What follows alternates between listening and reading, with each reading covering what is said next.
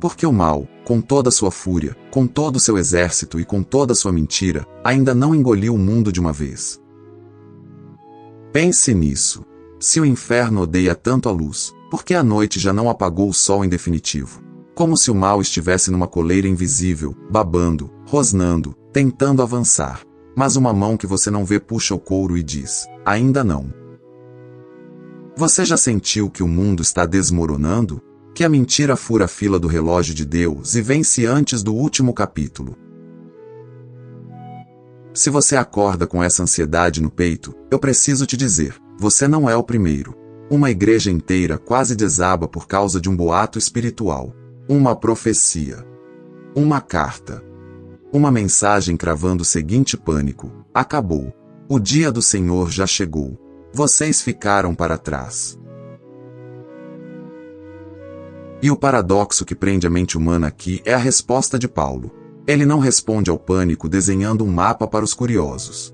Ele forja um escudo para os santos. Ele não alimenta o medo. Ele destrói a ansiedade.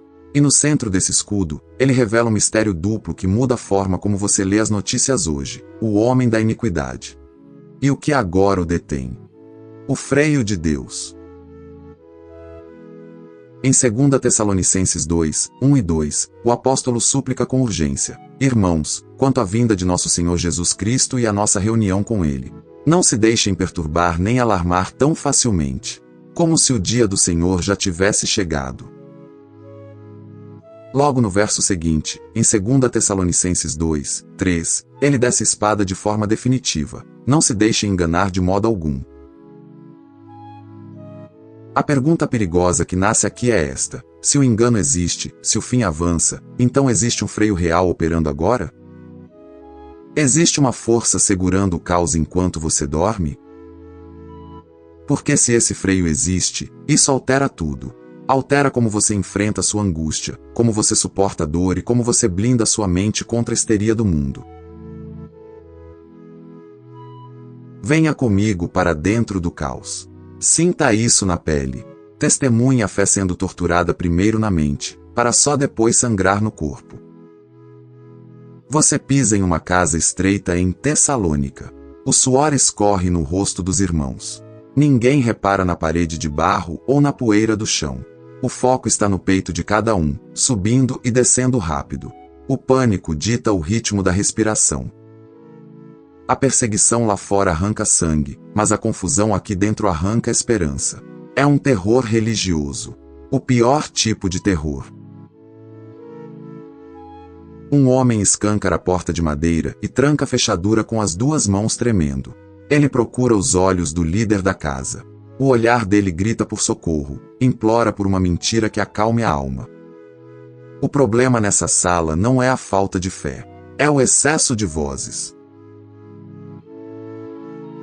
No canto mais escuro, um jovem fala entre dentes, os olhos arregalados de insônia. Já chegou. Aconteceu. Um senhor mais velho engole a seco, a garganta estalando. Como assim já chegou? Isso é loucura. O jovem dá um passo à frente, agressivo, consumido pela certeza falsa. O dia do Senhor. Já começou e nós estamos aqui. Fomos abandonados. Uma mulher cruza os braços, a voz carregada de uma autoridade mística que não aceita ser contrariada. Eu ouvi. Um espírito me revelou esta noite. Você sente o golpe dessa frase batendo no peito da congregação. Eu ouvi um espírito. A frase age como veneno paralisante. Quem ousa questionar o invisível? O discernimento morre sufocado pelo misticismo. De repente, do outro lado da mesa, um homem desenrola um pergaminho manchado. Os dedos dele apertam as bordas com tanta força que o couro rasga nas pontas. Ele joga o documento no centro da mesa. Chegou uma carta. De quem? O líder pergunta, o maxilar travado. O homem respira fundo e a palavra soa como a sentença de morte final. De Paulo. Os rostos ao redor da mesa perdem a cor. Você assiste ao desespero ganhar uma assinatura oficial. Porque Paulo plantou a cruz naquela cidade. Paulo quebrou os ídolos. Paulo ensinou a verdade. Se Paulo escreveu que o fim já chegou e eles ainda estão apanhando do Império Romano, a fé inteira vira pó. O pânico agora tem um carimbo de autoridade. O boato age como um parasita, ele fareja o cansaço mental e bota seus ovos na dúvida. O jovem de olhos fundos chuta um banco de madeira e explode. Se já chegou, todo o sangue que a gente derrama lá fora não vale nada. Não tem sentido. Outro irmão agarra a própria túnica, a voz embargada de rancor. Nós ficamos para trás. O inferno venceu e nós somos o resto. Você capta a essência da guerra espiritual aqui. O chicote do império rasga as costas, e o crente aguenta. Mas quando a mente perde a fundação da verdade, a alma desmorona em silêncio absoluto. A mentira paralisa o exército de Deus sem disparar uma única flecha. Neste exato segundo de ruptura, a palavra de Deus precisa invadir a sala. Não como um conselho amigável, como uma espada de 2 gumes, como torniquete em uma artéria jorrando. Paulo precisa falar. Paulo precisa lutar. Dias depois, o ar na mesma casa parece ainda mais denso. A fumaça da lamparina arde os olhos. Um mensageiro irrompe pela porta. Ele não fala. O peito dele arqueja, os sapatos estão rasgados da viagem. Ele carrega um rolo de pergaminho lacrado. O selo verdadeiro. O selo de Paulo. Ninguém abre a boca. Ninguém chama o texto de prova antes de ouvir. O líder da igreja pega o rolo, quebra o selo de cera, desenrola o couro sob a luz fraca da chama e começa a ler. Quanto à vinda de nosso Senhor Jesus Cristo e a nossa reunião com Ele, a voz do líder corta o silêncio grosso da sala. Rogamos a vocês. Você percebe imediatamente o tom de Paulo. Ele não grita do alto de um pedestal. Ele desce a trincheira. Ele segura o rosto da igreja com as 2 mãos. A lâmina da verdade desce com precisão cirúrgica em 2 Tessalonicenses 2, 1 e 2. Não se deixem perturbar nem alarmar tão facilmente, como se o dia do Senhor já tivesse chegado. A frase bate na sala como um balde de água congelante no rosto de um homem em transe. O choque desperta. O senhor mais velho fecha os olhos, as lágrimas escorrendo pela barba grisalha. Ele finalmente respira. Mas a mulher do espírito cruza os braços, resistente. O homem da carta falsa retrocede um passo. Quando o desespero se torna a identidade de alguém, a paz soa como uma ofensa. Paulo avança, ímpio contra o engano. Ele não pede calma. Ele exige discernimento. O líder lê 2 Tessalonicenses 2, 3, pronunciando cada sílaba como um martelo batendo em um prego. Não se deixe enganar de modo algum. De modo algum. O apóstolo tritura a histeria. Não importa se o espírito chorou, se a profecia arrepiou os pelos do braço ou se a carta falsificou a assinatura de um anjo. Paulo arranca da igreja o péssimo hábito de amar ser manipulada pelo sensacionalismo. Para organizar a mente do rebanho, ele abre o cronograma do céu. Não para alimentar criadores de teorias da conspiração, mas para vacinar o coração contra o terror. Ele dita, ainda no versículo 3 de 2 Tessalonicenses 2, que aquele dia não chegará sem que antes venha a grande rebelião e seja revelado o homem da iniquidade. Escute bem, isso não serve para você caçar o anticristo nas notícias políticas. Isso serve para você parar de correr em círculos toda vez que alguém grita é o fim. A sala reage ao texto. Os nós dos dedos ficam brancos. Maxilares rangem. A palavra rebelião cheira a ferro e sangue. O título Homem da Iniquidade rasteja pela espinha como uma sombra espessa escorrendo por baixo da porta. Paulo pinta o retrato desse inimigo, e o terror muda de forma. O problema não é um ditador comum gritando ódio. O problema é um diplomata do inferno exigindo liturgia. É o pecado vestido com vestes sacerdotais. Em 2 Tessalonicenses 2, 4, o leitor proclama com a voz tensa. Ele se opõe e se exalta acima de tudo que se chama Deus ou é objeto de adoração, chegando a sentar-se no santuário de Deus, proclamando que ele mesmo é Deus. A compreensão atinge você como um raio. O golpe de mestre de Satanás não é apenas a perseguição violenta. É a substituição silenciosa. Ele não quer apenas destruir o altar, ele quer sentar no trono. Ele usurpa o centro da mente humana. Ele pede adoração. Ele veste a blasfêmia com roupas de santidade e diz: adore a mim. O jovem sussurra, a voz falhando no meio da frase: como o mundo vai acreditar nisso? O pergaminho de Paulo responde com outra facada. O engano não entra pela porta da força bruta. Ele entra pela porta do espetáculo. Ele hipnotiza com milagres. No trecho de 2 Tessalonicenses 2, 9 e 10, o líder avança. A vinda desse Nico é segundo a ação de Satanás, com todo poder, com sinais e maravilhas falsas e com toda espécie de engano injusto. Preste atenção nessa combinação letal, maravilhas falsas. A igreja não vai cair por falta de poder sobrenatural. A igreja vai ser peneirada por um excesso de sobrenatural mentiroso. O inferno falsifica curas. O inferno falsifica arrepios. O inferno falsifica fogo caindo do céu. E então a carta de Paulo gira a faca no ponto cego da igreja. Esse engano tem um alvo muito específico. Ele não engole as pessoas de forma aleatória. Em 2 Tessalonicenses 2, 10, a resposta queima a consciência. O engano destrói os que estão perecendo, porquanto recusaram o amor à verdade para serem salvos. Um silêncio sepulcral domina a casa em Tessalônica. Todos ali queriam culpar um monstro externo. Mas Paulo aponta o dedo para o espelho.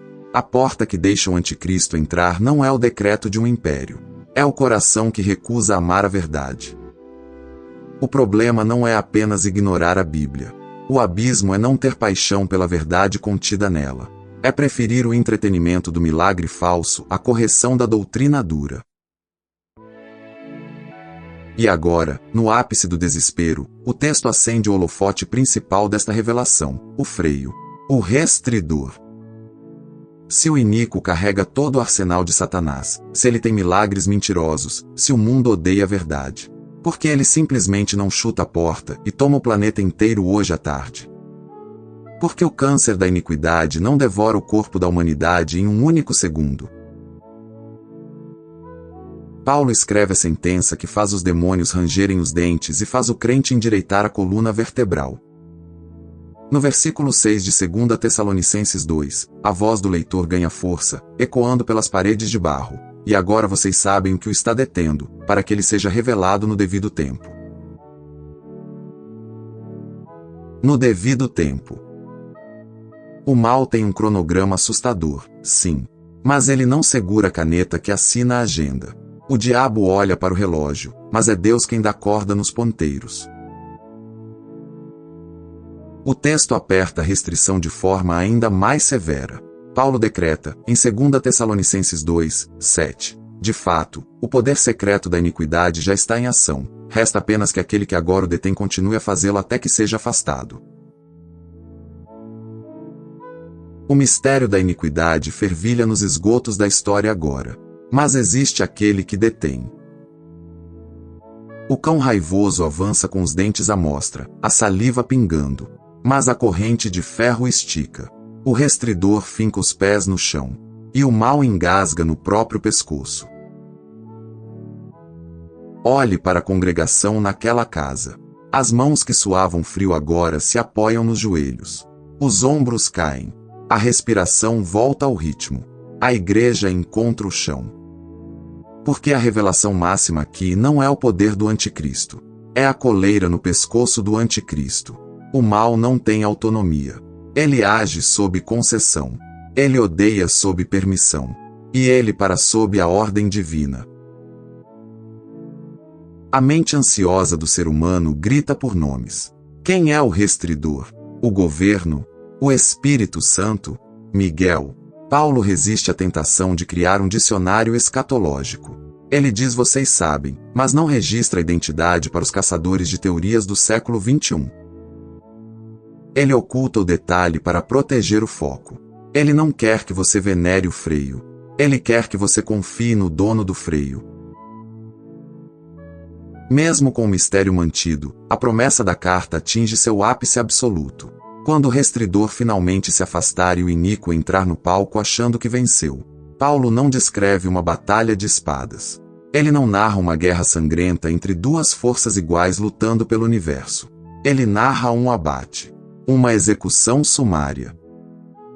O líder da igreja fica de pé e, lendo 2 Tessalonicenses 2, 8, a sua voz vibra com a vitória do fim dos tempos. Então será revelado o iníquo, a quem o Senhor Jesus matará com o sopro de sua boca e destruirá pela manifestação de sua vinda.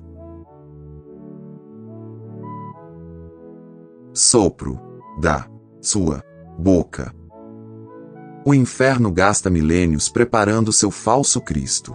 Satanás gasta todo o seu arsenal de milagres mentirosos. O iníquo senta no trono com pompa e blasfêmia. E Jesus Cristo desce dos céus e simplesmente expira. O rei respira, e a obra-prima de Satanás vira fumaça.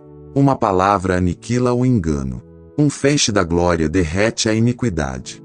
Não é uma luta. É um ponto final. A teologia de Paulo não flutua no vazio. O conceito do restridor costura a Bíblia inteira. Deus segurando o mal pela garganta é o roteiro padrão da história da redenção. Eu vou rasgar o texto sagrado agora e jogar as evidências na sua frente. Cenas onde o ódio cresce, a morte abre a boca. E Deus joga a bigorna da sua soberania na frente da porta. A primeira evidência tem cicatrizes na pele e se chama Jó. O homem mais íntegro do Oriente não vai aprender sobre soberania em um pergaminho. Ele vai aprender sentindo o peso do limite divino batendo no seu próprio teto. No primeiro capítulo de Jó, versículo 8, o próprio Criador aponta o dedo do meio do universo e expõe seu servo. Você reparou em meu servo Jó? Não há ninguém na terra como ele, irrepreensível, íntegro, homem que teme a Deus e evita o mal. O elogio divino age como um fósforo riscado em uma sala cheia de pólvora. O acusador enlouquece. O cinismo do diabo ataca o trono. Em Jó 1, 11, a voz da serpente propõe o caos. Estende a mão e fere tudo que ele tem, e certamente ele te amaldiçoará na tua face. Prenda a respiração aqui. Este é o exato momento da inserção do restridor. É o decreto da coleira. No versículo 12 de Jó 1, o Senhor dos Exércitos baixa a sentença. Pois bem, tudo que ele possui está nas suas mãos. Apenas não toque nele. Apenas não toque nele. O universo estremece sob essa cláusula restritiva. O mal ganha jurisdição sobre as posses, mas bate de cara em um muro impenetrável ao redor da carne do homem. O inimigo ataca, mas ataca engessado pela ordem de Deus. O debate no céu desaba como um meteoro na terra. O sofrimento nunca pede licença para entrar. Ele arromba a vida de Jó com golpes sincronizados pelo inferno. Você está lá, na propriedade.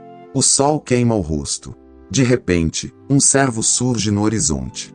Ele corre balançando os braços, os pés arrastando na terra seca. Ele cai de joelhos na frente de Jó. O peito do homem parece que vai estourar, a garganta rasgada pelo medo gospe as palavras, os bois arando, os jumentos pastando, os sabeus caíram matando. Espada. Cortaram o pescoço dos seus servos. Só eu escapei para te contar. O eco dessa desgraça nem terminou de vibrar no ar, e o segundo mensageiro capota na frente da tenda.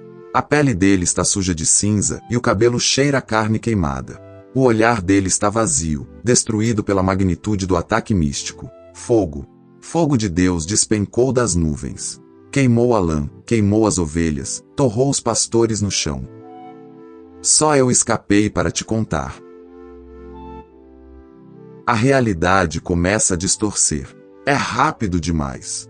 Um terceiro homem entra cambaleando, segurando o braço machucado, a voz embargada de raiva inútil. 3 bandos de caldeus. Eles vieram por 3 lados. Roubaram os camelôs, passaram o fio da espada em todos. Só eu escapei para te contar. Jó está paralisado. Mas o diabo guardou a marreta para o final. O quarto mensageiro avança em passos lentos. Ele não grita. O pavor calou o grito. Ele se aproxima de Jó, olha nos olhos do patrão e destrói o que resta do mundo, seus filhos e suas filhas. Banqueteando na casa do mais velho. Um furacão veio do deserto. Bateu nos 4 cantos da casa. A pedra ruiu. O teto desabou em cima dos seus filhos. Estão mortos. Todos mortos. O oxigênio da cena desaparece.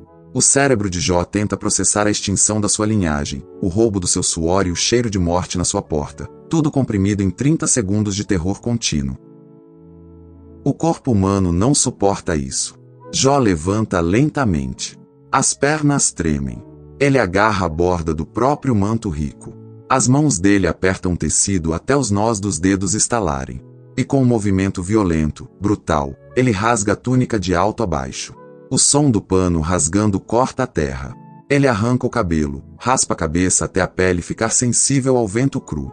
O luto assume a forma física. E no fundo do poço do desespero, o diabo aguarda a blasfêmia. Ele espera a maldição. Ele espera que Jó levante o punho para o céu e cuspa na cara do Criador. Mas Jó dobra os joelhos. Ele bate a testa sem cabelo na poeira suja da terra. E a boca que perdeu 10 filhos profere a frase que humilha o inferno em Jó 1, 21. Saindo do ventre da minha mãe e no partirei. O Senhor o deu, o Senhor o levou, louvado seja o nome do Senhor.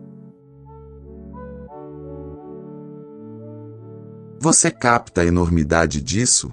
Jó não culpa o destino. Ele enxerga através do ataque do diabo e reconhece a soberania por trás da cortina. O mal executa a dor, mas quem governa o limite da dor ainda é o Senhor, o restridor. A fúria do diabo volta ao trono de Deus exigindo mais acesso. E, mais uma vez, Deus impõe a coleira em Jó 2, 6. Muito bem, ele está nas suas mãos, apenas poupe a vida dele. Poupe a vida dele. O limite é rebaixado, mas o muro ainda está lá. A doença vem. As feridas purulentas cobrem o corpo do homem. Jó raspa a carne infectada com um caco de telha. A dor arde, o sangue seco racha na pele. A esposa, enlouquecida pela tortura do marido, dispara a ofensa definitiva no versículo 9. Você ainda mantém a sua integridade? Amaldiçoe a Deus e morra. E Jó, a voz rouca, trêmula, mas inquebrantável como aço, rebate no versículo 10 de Jó 2. Você fala como uma insensata. Aceitaremos o bem dado por Deus e não o mal. Jó abraça o mistério da providência. Ele confessa que Deus governa a agenda da luz e governa a fronteira da escuridão. Nada passa sem o selo do rei. O caos não tem coroa. Volte a sua mente para a angústia de Tessalônica. O poder da iniquidade está operando. Mas existe um não toque nele. Existe um poupe a vida. O anticristo rende os dentes no escuro da história, mas ele esbarra na barricada erguida por Deus, no devido tempo. E se a sua mente ainda resiste, se você acha que essa restrição divina é apenas no mundo invisível, vamos pisar agora no Mar Vermelho. Vamos ouvir o metal rangendo e ver o restridor em ação material e tática contra a máquina de guerra mais poderosa da antiguidade. A noite no deserto é fria, mas você sua. Não há tempo para olhar as estrelas ou medir a distância da areia. O pavor domina os sentidos. O som chega antes da imagem. Um trovão contínuo sacudindo as pedras do chão. Rodas de ferro. Cascos de cavalo esmagando o cascalho. Faraó vem com sangue nos olhos. O Império Egípcio decidiu aniquilar a liberdade que Deus declarou. O mar corta a rota de fuga. A morte marcha pelas costas. O pânico explode na multidão de Israel. Mães agarram filhos. Homens tropeçam. Eles cercam Moisés com a ira dos condenados. No versículo 11 do capítulo 14 de Êxodo, a humilhação corta o ar. Foi por falta de túmulos no Egito que você nos trouxe para morrermos no deserto. Observe a anatomia da incredulidade. É exatamente o mesmo vírus de Tessalônica. Deus nos enganou. O plano falhou. Nós ficamos para o abate. Moisés sobe em uma pedra. O vento empurra seu manto. Ele levanta a voz acima do choro de mais de 1 milhão de pessoas e declara o freio de Deus em Êxodo 14, 13 e 14. Não tenham medo. Fiquem firmes e vejam o livramento que o Senhor lhes trará hoje. O Senhor lutará por vocês. Tão somente acalmem-se. Acalmem-se. Com a espada egípcia brilhando no horizonte. Isso soaria como ironia trágica se o Deus de Moisés fosse apenas uma ideia poética. Mas ele é o Deus que intervém. Neste milissegundo, o restridor executa o movimento militar perfeito. A manifestação tangível do aquele que o detém. Em Êxodo 14, 19 e 20, o anjo de Deus, que ia à frente, muda de posição e vai para a retaguarda. A coluna de nuvem se move com a densidade de um muro de chumbo e se planta violentamente entre o acampamento egípcio e o acampamento de Israel. Entre eles, a fúria do inferno quer avançar. Faraó quer matar. O ódio impulsiona as carruagens. Mas uma nuvem colossal impõe um paredão de escuridão total para o inimigo, enquanto ilumina o povo da promessa. A nuvem diz ao império, nem mais 1 centímetro. Moisés estende a mão sobre o oceano. O vento oriental ataca a água. O mar não retrocede passivamente, ele é rasgado ao meio. Em Êxodo 14, 21, o Senhor afastou o mar, e as águas se dividiram. Você ouve o estrondo absurdo das águas subindo. O cheiro de lodo salgado invade o nariz. O chão endurece. Milhões correm pelo leito do mar. Sandálias batem no fundo do oceano transformado em estrada. É o ápice da fuga. Atrás deles, a nuvem levanta, e a arrogância cega do Egito faz as carruagens mergulharem na trincheira de Deus. Eles pensam que podem pisar no caminho que Deus abriu para os seus filhos. Mas o freio de Deus atua de 2 formas. Ele protege o filho, e ele sabota o carrasco. O restridor não constrói apenas muros, ele amarra as pernas do cavalo do opressor. No meio do oceano, de madrugada, o Senhor olha do alto da coluna de fogo e lança o pânico no exército inimigo. Acompanhe a agonia da elite militar do Egito narrada em Êxodo 14, 25. Deus travou as rodas dos carros, de modo que os conduziam com grande dificuldade. Travou. A madeira da roda estala sob o peso sobrenatural. Os eixos entortam na lama seca. O cavalo de guerra puxa, relincha, espuma pela boca, mas a carruagem afunda. O avanço furioso vira um rastejar patético. O Deus do universo desce e segura, literalmente, a roda do inimigo com as próprias mãos. E no fundo daquele abismo d'água, o império arrogante forçado a cuspir a confissão que todo demônio conhece bem. A elite militar egípcia grita desesperada, ainda em Êxodo 14, 25, fujamos dos israelitas. O Senhor está lutando por eles contra o Egito. Eles reconhecem o restridor antes mesmo de se afogarem. Eles entendem que colidiram contra o limite traçado pela providência. A água desaba. O império engasga. O mal morre na praia. E a tese de Tessalônica ganha cor e som. Existe um limite que a maldade simplesmente não ultrapassa, não importa o tamanho da sua ira. Mas e se o problema for interno, você pode argumentar. É fácil ver Deus freando impérios na areia ou demônios no cosmos, mas e quando o apocalipse é na minha própria mente? E quando o caos está sentado no meu peito, a tempestade ruge na minha cara, e o desespero me afoga por dentro sem envolver faraó algum? A Bíblia não foge do microcosmo da sua angústia. Ela te arremessa direto para o convés de um barco, afundando no meio do escuro.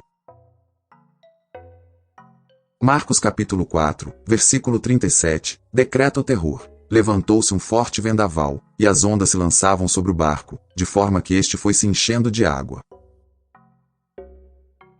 Sinta a cena. Você não tem o luxo de admirar a paisagem noturna. A gravidade empurra seu estômago. O barco inclina em um ângulo impossível.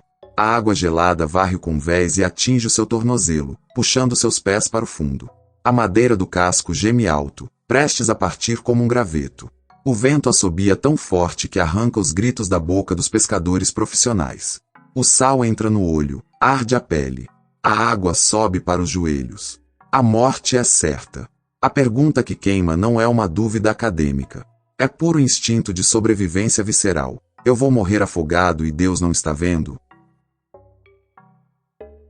E o escândalo absoluto acontece na popa do barco. Jesus Cristo dorme.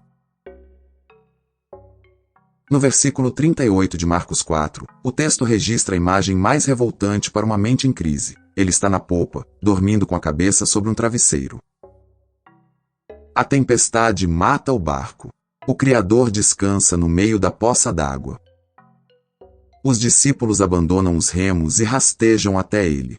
Eles agarram os ombros do mestre e sacodem com força. A voz que sai de Pedro e dos outros não é uma oração dócil. É uma acusação carregada de abandono. Mestre, não te importas que morramos? O espelho quebra aqui. Essa frase é a alma de Tessalônica. O dia chegou e o Senhor nos largou. É a crise de Jó. O mal ataca e Deus não liga. É o grito de Israel no mar. Você nos trouxe para morrer. O medo usa sempre a mesma retórica. Acusar Deus de omissão quando a água sobe. Jesus abre os olhos. Ele não se levanta com pressa neurótica. Ele não tropeça. Ele não corre para tirar a água do barco com um balde. Ele levanta com o peso da autoridade de quem desenhou os oceanos. Ele caminha até a borda do barco, encara o furacão nos olhos, como se a tempestade fosse um cachorro raivoso invadindo a sala da sua casa. Ele não usa um megafone, ele não negocia um acordo de paz. Ele emite um decreto militar. Em Marcos 4, 39, o texto cimenta a vitória. Ele se levantou, repreendeu o vento e disse ao mar: aquieta-te. Acalma-te. O vento se aquietou, e fez-se completa bonança. Aquieta-te. A física entra em choque. A aerodinâmica se prostra. A pressão barométrica curva a espinha. O furacão, que rugia como um demônio milenar, morre sufocado na própria garganta. O mar revolto alisa como uma chapa de vidro. O silêncio que se segue é mais ensurdecedor que o trovão. O barco para de balançar. A água escorrega silenciosa pelo convés. Jesus não apenas cala o mar. Ele repreende. O restridor atua com ira contra a tentativa de destruição prematura. O Senhor exerce a contenção da natureza caída e dos principados que tentam acelerar a morte. Ele vira para os discípulos encharcados, e a repreensão agora muda de alvo. No versículo 40 de Marcos 4, a voz dele investiga a falha na identidade deles. Por que vocês estão com tanto medo? Ainda não têm fé. Isso não é bullying divino. Isso é um ajuste de patente espiritual. Jesus questiona: como vocês ousam olhar para as ondas com desespero quando o arquiteto das ondas está deitado no mesmo barco que vocês? Como a mentira do caos pode parecer maior que a presença do Rei? Se o Cristo habita sua crise, a tempestade não dita as regras do fim. O caos não é o senhor do relógio. Amarre tudo isso e volte comigo, carregando essa autoridade esmagadora, para a casa humilde em Tessalônica. Volte para 2 Tessalonicenses 2. O que Paulo faz com aquele pergaminho é colocar Jesus Cristo, de pé, no meio do barco da mente da igreja. Ele repreende o vento da falsa doutrina. A tempestade ali não era de água salgada. A tempestade era um tsunami de informações tóxicas. Era boato. Era falso ensino profético. Era pânico escatológico espalhado por cartas manipuladas. E o barco estava enchendo com o medo de pessoas que haviam esquecido da proteção de Cristo. Paulo olha para a congregação e ordena bonança intelectual. Não se deixem perturbar nem alarmar tão facilmente. A âncora de 2 Tessalonicenses 2, 2. E o apóstolo prova que não precisam temer, porque no trono de controle não está o iníquo. O restridor segura a onda. O devido tempo garante que nada acontece um segundo antes do decreto divino. E quando o vilão supremo ousar se declarar Deus, o sopro da boca de Cristo rasgará sua mentira como papel barato. O barco não vai afundar. A igreja chegará ao seu destino glorioso. Mas vamos enfrentar a parte espinhosa novamente, com humildade teológica. Quem exatamente é o restridor em Tessalonicenses? Quem é aquele que o detém? A verdade exige integridade. A carta trata o assunto como uma chave que Paulo deixou nas mãos da igreja local, e que o Espírito Santo não fez questão de descrever na página. A história teológica nos dá opções robustas, e nenhuma delas nega o poder de Deus. Alguns gigantes da fé viam o poder do Estado e a lei civil limitando a anarquia total, impedindo que o homem da iniquidade tomasse o globo. Outros veem a atuação colossal do Espírito Santo, operando a graça restritiva através da presença da igreja no mundo, a luz que irrita e bloqueia a expansão das trevas. Há quem enxerga o freio como a ação angelical severa de Miguel combatendo nos ares, como as visões do livro de Daniel atestam. E, no fim das contas, a síntese suprema é a providência do próprio Deus. O dedo de Deus preso no botão do alarme cósmico. A grande sacada que afasta o pânico é esta: a ferramenta não importa tanto quanto a mão que a segura. Seja o Espírito, a Igreja, o Estado ou o anjo. Quem governa a coleira é Jesus Cristo. E por que isso não é apenas poeira teológica, mas combustível de sobrevivência para você, aqui e agora? Porque hoje você vive na versão tecnológica de Tessalônica. O ataque à sua mente não é mais em um pergaminho com assinatura falsa. O seu pergaminho brilha na sua mão em uma tela de vidro escuro de 6 polegadas. As cartas falsas chegam a cada segundo no seu feed. Você acorda de manhã. A primeira ação motora do seu dia não é curvar o joelho para orar, é arrastar o dedo na tela do celular. Você abre as redes sociais antes de abrir a Bíblia. E ali, você mergulha em um oceano de profetas do pânico. Você assiste a vídeos recortados fora de contexto, teóricos da conspiração gritando é o fim, influenciadores da catástrofe mapeando a marca da besta no código de barras do seu café. Você inala mensagens de histeria e revelações de choque projetadas exclusivamente para hackear a sua amígdala e extrair o seu medo. O lucro deles é o seu pânico. Você fecha a tela, mas a semente germina. Sua alma fica exatamente como a igreja descrita por Paulo, facilmente abalada. Você perde o eixo. Você perde a alegria do espírito. O medo da nova ordem mundial engole a esperança do reino eterno. Você começa a viver como um animal acuado, sobrevivendo à base de cortisol escatológico, achando que o diabo furou a fila de Deus e o mundo vai acabar amanhã de tarde. E é aqui que Paulo arrebenta suas correntes. O apóstolo te fornece um escudo mental impenetrável. Ele não exige que você desvende todas as peças do quebra-cabeça secreto da besta. A blindagem de Paulo é simples, mas pesada como ferro. O antídoto contra o pânico do fim dos tempos é a sobriedade diária. É a obstinação pela verdade limpa. Paulo adverte, em 2 Tessalonicenses 2:10, que a perdição varre aqueles que recusaram o amor à verdade. Preste muita atenção no verbo. Ele não disse àqueles que não tinham acesso a um livro teológico. Ele acusou a falta de amor pela verdade. O amor, a devoção, o apego cravado na promessa cristalina do Evangelho de Cristo. Quando você não ama a verdade crua de Cristo, você substitui esse amor pela atração bizarra por teorias secretas. Você troca a cruz pela especulação de internet. E isso arranca o seu chão espiritual. Contra isso, deixe as chaves da palavra travarem o seu coração contra a loucura. Abrace a ordem cirúrgica de 2 Tessalonicenses 2:3. Não se deixe enganar de modo algum. Não seja refém de clickbait espiritual. Lembre-se da coleira inquebrável de João 1:12. Apenas não toque nele. O mal sabe até onde pode raspar a sua unha sem levar um golpe fulminante do céu. Incorpore a barreira de chumbo de Êxodo 14:19 e 20. Deus se posicionando entre a sua fragilidade e as carruagens dos seus piores pesadelos. Ele trava a roda do inferno quando ele tenta avançar. E descanse sob o grito majestoso de Marcos 4:39. Aquieta-te. Acalma-te. O Cristo que dorme na tempestade da sua vida tem poder de sobra para calar o mar quando a sua força acabar. O veredito do Espírito Santo para sua vida hoje não é covardia. O mal é palpável e real, sim. O engano satânico opera de forma ardilosa e letal, sim. A rebelião final avança pelos canos da história, sim.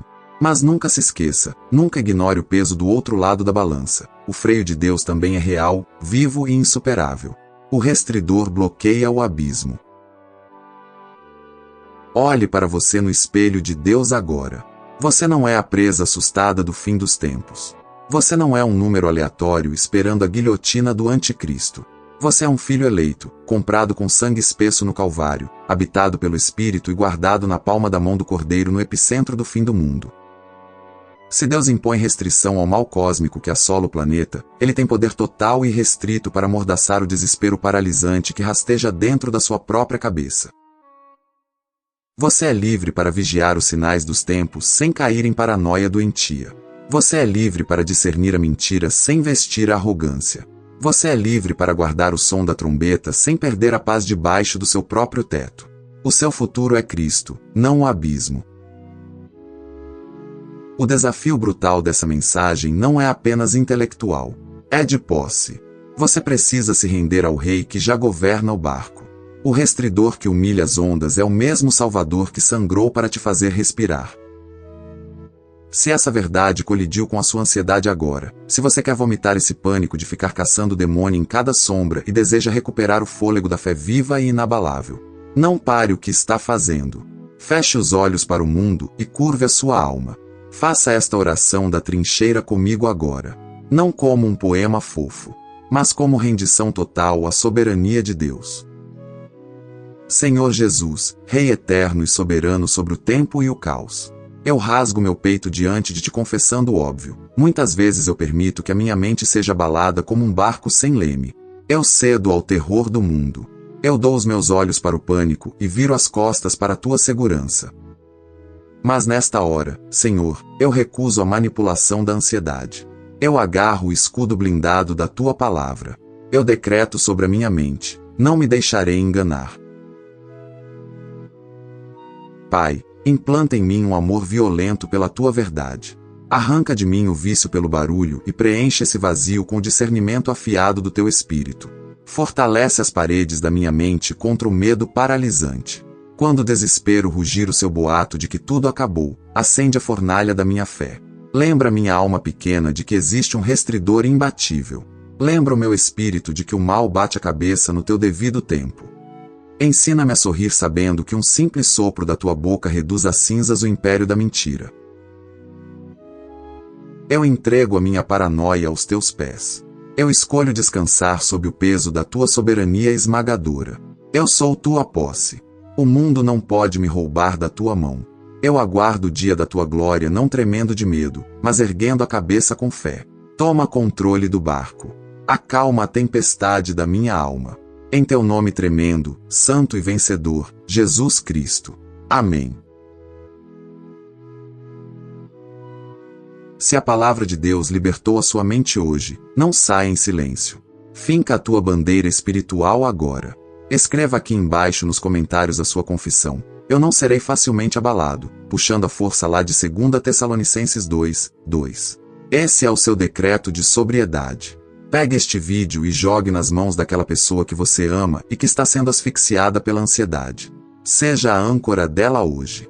Que o Senhor dos Exércitos te proteja as costas, guie teus passos, e que o Deus que impõe a coleira no caos te sustente com paz inabalável, em nome de Jesus.